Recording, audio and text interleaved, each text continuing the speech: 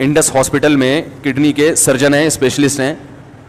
تو میرے پاس جب کوئی ایسا بندہ آتا ہے تو میری عادت ہے کہ میں اس سے اس کے شعبے سے متعلق معلومات لیتا ہوں. تو میں نے ان سے کافی دیر بٹھایا, کافی دیر گپ شپ ہوئی. تو میں نے ان سے, انہوں نے اپنے مطلب کی چیزیں ہم سے پوچھی, ہم نے ان کے مطلب کی جو ان کو جو نالج ہے تو وہ میں آپ کے ساتھ بھی شیئر کر دیتا ہوں. فائدہ ہے نا, گردے تو اچھا ہی رہے تو اچھا ہی ہے نا, کیا خیال ہے بھائی؟ گردے تو سب کو اللہ نے دیے, کوئی دنیا میں گردے لیس آدمی تو آج تک میں نے دیکھا نہیں ہے.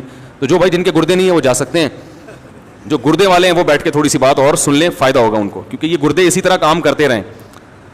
تو انہوں نے, ڈاکٹر نے بتایا کہ گردے خراب ہونے کی ایک بڑی, نشہ تو ہے سگریٹ وگریٹ, کولڈ ڈرنک اور نشہ, یہ تو سب مانتے ہیں جانتے ہیں کہ کولڈ ڈرنک گردوں کا بیڑا غرق کرتی ہے, سگریٹ نقصان پہنچاتی ہے, نشے کی جتنی چیزیں ہیں, گٹکے مٹکے.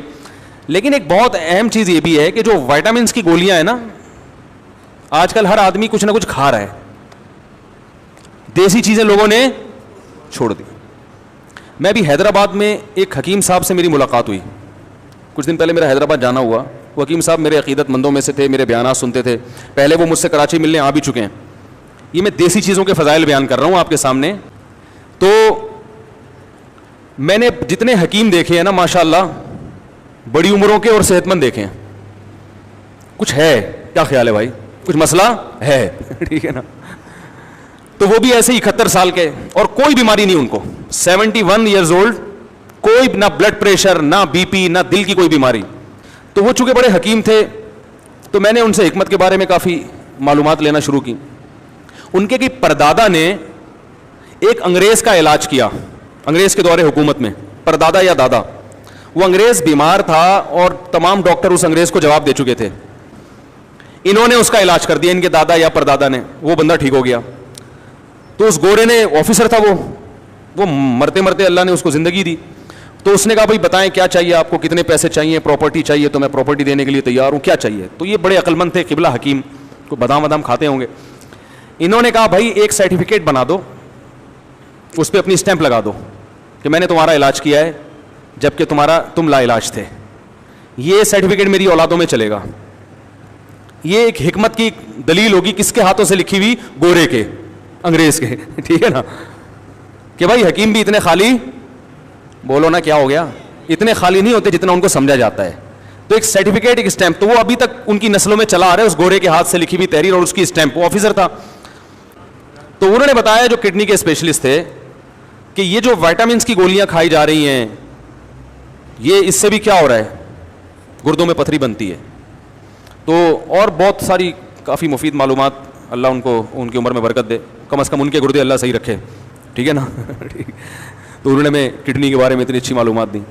تو دواؤں, پیناڈول ہے, ذرا سی ٹینشن ہوئی, تھکاوٹ ہو رہی ہے, 2 گولیاں پیناڈول پھانک کے, ابے بھائی تجھے تھکاوٹ ہو رہی ہے, سو جا, تو آرام کر لے, تھوڑا گرم پانی سے نہا لے, کیا خیال ہے, تھوڑے پٹھے وٹھے کیا ہو جائیں گے, کھل جائیں گے, مالش کر لے, ٹھیک ہے.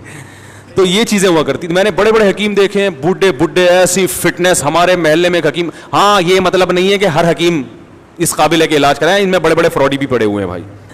اسٹرائڈ کھلا رہے ہوتے ہیں مریضوں کو نا, دواؤں میں ڈال کے وہ ایک دم فٹ فاٹ ہو جاتا ہے. تو اس میں بہت فراڈ بھی بہت ہے. لیکن اس کا یہ مطلب نہیں ہے کہ جو حکمت کا طریقہ علاج ہے وہ طریقہ علاج ہی غلط ہے. بہت ساری چیزیں آج بھی, اور آپ کو ایک بات بتاؤں, حکیموں کے جو نسخے ہیں, کئی نسخے ایسے 1000 سال سے چلے آ رہے ہیں, اب تک کوئی سائڈ افیکٹ ان کا سامنے نہیں آئے. جوارش جالینوس 1000 سال پرانی ہے, حکیم جالینوس نے ایجاد کی تھی, یہ 1000 سال سے چلی آ رہی ہے. نام کتنا اچھا ہے, جوارش جالینوس ہے بھائی. اور آپ کو بتا دوں 2-4 چیزیں گھر میں لا کے رکھ لیں, وہ کھایا کریں. اور کیا کھائیں آپ, خمیرہ گاؤ زبان, یہ صبح ناشتے کے بعد 1 چمچہ کھا لیا کریں, دماغ کی سیٹنگ انشاءاللہ کبھی بھی آؤٹ, بولو بھائی, نہیں ہوگی. بنفشہ شہتوت رکھ لیں, کھانسی وانسی ذرا سی ہو, گرم پانی میں بنفشہ شہتوت ڈال کے. اور کالی مرچ کے بھی تمہارے پورا اس پر بیان ہے, پھوڑے پھنسی ہو رہے ہیں, کالی مرچ اچھی طرح چبا کے نا نگل لیا کریں, یہ سب فٹ فاٹ ہو جائیں گے انشاءاللہ. تو بہت سارے, ہمارا جو کچن ہے اللہ نے اس کے اندر اتنا کچھ رکھا ہوا ہے کہ ہمیں دوا کی طرف جانے کی چندہ ضرورت نہیں ہے. نبی اسی طرح یہ بھی بہت ہے کہ کھانے کے بعد پانی نہ پیو, کھانے کے بعد پانی نہ پیو. سنا ہوگا آپ نے, سب سنتے ہیں کھانے کے بعد پانی زہر ہے, یہ ہے فلانا ڈمکانا ہے. اس بارے میں کچھ لوگ حدیثیں بھی بیان کرتے ہیں. نبی صلی اللہ علیہ وسلم کی سیرت جب ہم دیکھتے ہیں تو آپ صلی اللہ علیہ وسلم نے کھانے کے بعد پانی پیا بھی ہے, عمل سے بھی ثابت ہوتا ہے کہ پانی پیا ہے. اور نبی صلی اللہ علیہ وسلم نے جو قولی حدیث ہے اس سے بھی پتہ چلتا ہے کہ کھانا اور پانی ساتھ ساتھ ہیں. اب پیاس لگ رہی ہے آپ کا, نہ کھانے کے 3 گھنٹے کے بعد پانی, 2 گھنٹے کے بعد پانی, وہ بہت مصیبت ہے بھائی. یہ نیچر ہے, کھاتے ہی پانی پینے کا دل چاہتا ہے. اور ایک اور حدیث سنا دیتا ہوں.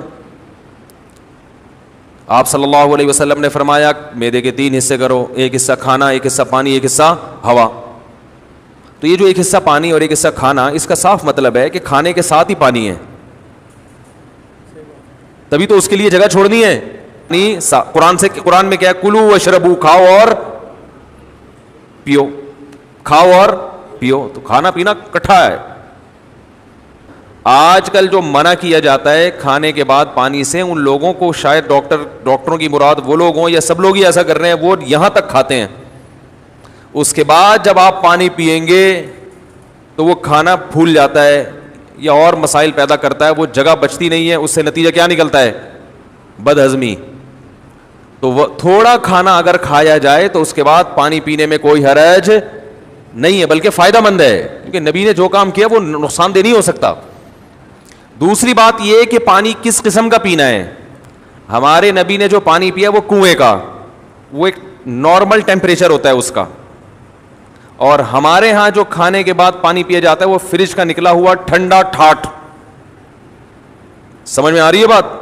اس سے معدے کا کیا ہو جاتا ہے, بیڑا غرق. یہ جو ہمارا معدہ ہے نا, یہ وائز گھومتا ہے ایسے, یعنی میرے لحاظ سے دیکھیں نا, یوں کر کے گھومتا ہے, آپ کے لحاظ سے یوں کر کے گھومتا ہے, یہ ایسے گھوم رہا ہوتا ہے یہ. تو جب آپ ٹھنڈی ٹھاٹ چیز پانی اس میں ڈالتے ہو تو اس کی جو گھومنے کی حرکت ہے وہ سست ہو جاتی ہے, اور وہ جو کھانا ہے وہ مختلف قسم کے کھانچوں میں پھنس جاتا ہے. ٹھیک ہے نا, جیسے ایک چیز گھوم رہی ہو نا, کوئی چکی ہے جو اپنے گھوم رہی ہے, پیس رہی ہے, تو ظاہر ہے فرق پڑتا ہے نا, اس کی رفتار سلو ہو جائے تو میدے کی رفتار ٹھنڈے ہونے کی وجہ سے کیا ہو جاتی ہے, تو اس سے قبض ہوتا ہے اور درجنوں بیماریاں پیدا ہوتی ہیں.